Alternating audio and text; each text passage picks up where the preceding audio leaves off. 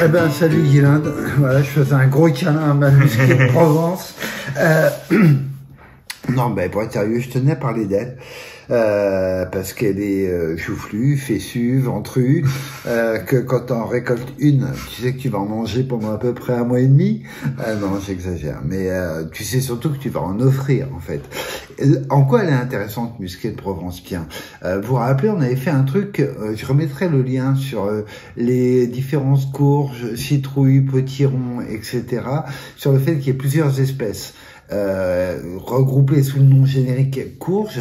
Donc on a les cucurbita mossiata, les courges musquées, qui ont une particularité et qui nous intéresse vraiment, c'est que elles demandent plus de chaleur et craignent moins le manque d'eau que d'autres espèces qui nous ont donné les potirons par exemple, que les cucurbita maxima. Donc en fait, on ne sait pas du tout à quelle sauce on va se faire manger l'année prochaine, hein.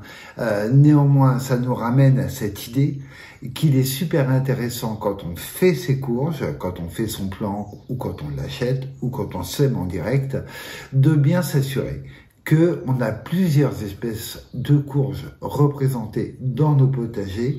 Là, ce qui est tout à fait étonnant avec cette musquée de Provence, c'est qu'elle est mûre.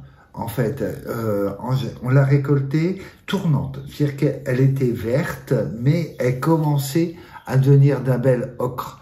On en avait qui étaient complètement vertes dans le potager. Et on s'est dit, bah tant pis, elles vont geler, mais c'est pas mûr du tout. Eh ben oui, mais comme il fait pas froid, elles continuent de mûrir. On vous fera une petite image tout à l'heure de celles qui sont encore dans le potager et qui sont en train de devenir totalement ocre. Donc l'avantage de la musquée de Provence, très bonne conservation, supporte très bien la chaleur, demande pas beaucoup d'eau, pas beaucoup d'arrosage, et plein de qualités encore, que j'ai oublié, mais dont une quand même qui est importante, elle est très bonne.